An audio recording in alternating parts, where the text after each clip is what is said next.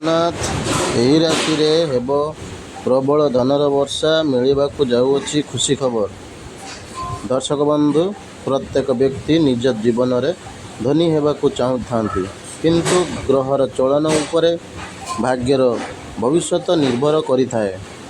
ରାଶିମାନଙ୍କର ଭାଗ୍ୟ ଗ୍ରହ ଗୁଡ଼ିକର ଚଳନ ଉପରେ ନିର୍ଭର କରିଥାଏ। କୌଣସି ବ୍ୟକ୍ତି ନିଜର ଜୀବନରେ କଠିନ ପରିଶ୍ରମ କରିଥାନ୍ତି, କିନ୍ତୁ ସଫଳତା ମିଳେ ନାହିଁ।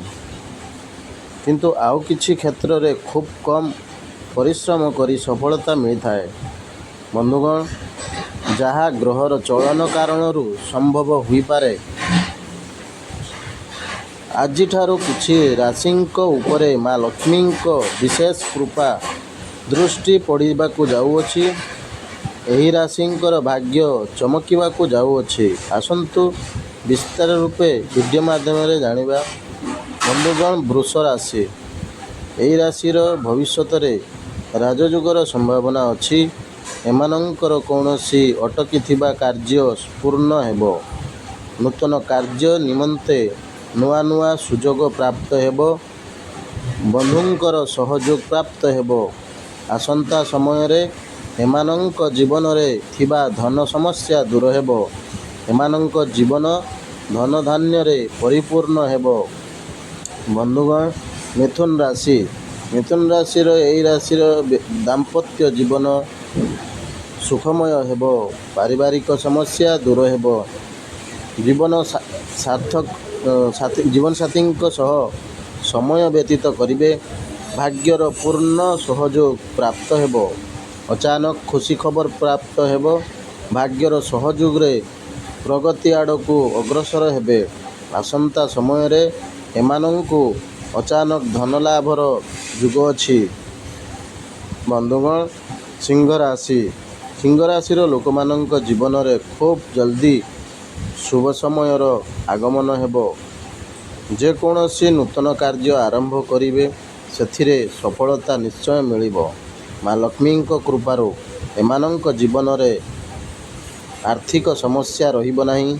ଏହି ରାଶିର ବ୍ୟକ୍ତିମାନେ କୌଣସି କାର୍ଯ୍ୟରେ ସଫଳତା ପାଇବା ପାଇଁ ଆଶା ରଖିଥିବେ, ନିଶ୍ଚୟ ପାଇବେ। ବେପାର ବାଣିଜ୍ୟ କ୍ଷେତ୍ରରେ ଲାଭ ପ୍ରାପ୍ତ କରିବେ। ଚାକିରି କରୁଥିବା ବ୍ୟକ୍ତିଙ୍କର ପ୍ରମୋସନ୍ ହେବ। ବନ୍ଧୁଗଣ, ତୁଳା ରାଶି। ଏହି ରାଶିର ଭାଗ୍ୟ ସମ୍ପୂର୍ଣ୍ଣ ରୂପେ ବଦଳିଯିବ। ଏମାନେ ନିଜ ଭାଗ୍ୟ ବଦଳରେ ସବୁ କାମରେ ସଫଳତା ହାସଲ କରିବେ। ଏମାନେ ଯେକୌଣସି ନୂତନ କାର୍ଯ୍ୟ ଆରମ୍ଭ କରିବେ, ସଫଳ ହେବେ। ଧନର କୌଣସି ଅଭାବ ରହିବ ନାହିଁ। ବନ୍ଧୁଗଣ, ଏମାନଙ୍କ ଜୀବନରେ ସୁଖର ସମୟ ଆସୁଛି। ସମାଜରେ ମାନ ସମ୍ମାନ ପ୍ରତିଷ୍ଠା ହେବ। ଲୋକମାନେ ଏମାନଙ୍କର ମାର୍ଗଦର୍ଶନ ପାଇଁ ବହୁତ ଖୁସି ଅନୁଭବ କରିବେ। ବନ୍ଧୁଗଣ, କୁମ୍ଭ ରାଶି। କୁମ୍ଭ ରାଶିର ଲୋକମାନଙ୍କ ଜାତକ ଖୁବ୍ ଜଲ୍ଦି ମାଲାମାଲ ହେବାକୁ ଯାଉଛନ୍ତି। ଏମାନଙ୍କ ଜୀବନରେ କୌଣସି ସମସ୍ୟା ଥିଲେ ଘଟିବାକୁ ଥିବା ଶୁଭ ସଂଯୋଗ ଦ୍ୱାରା ଏହାର ସମାଧାନ ହେବ। ମା ଲକ୍ଷ୍ମୀ ଓ ଧନର ଦେବତା କୁବେର ମହାରାଜଙ୍କ କୃପାରୁ ଏହି ରାଶିର ବ୍ୟକ୍ତିଙ୍କ ଜୀବନ ଧନଧାନ୍ୟରେ ପରିପୂର୍ଣ୍ଣ ହୋଇଯିବ। ବନ୍ଧୁଗଣ, ଯଦି ଭିଡ଼ିଓଟି ଭଲ ଲାଗିଥାଏ ତ ସବସ୍କ୍ରାଇବ୍ କରିବାକୁ ଜମାରୁ ଭୁଲିବେନି। ଲାଇକ୍ କରନ୍ତୁ, କମେଣ୍ଟ କରନ୍ତୁ, ସେୟାର କରନ୍ତୁ।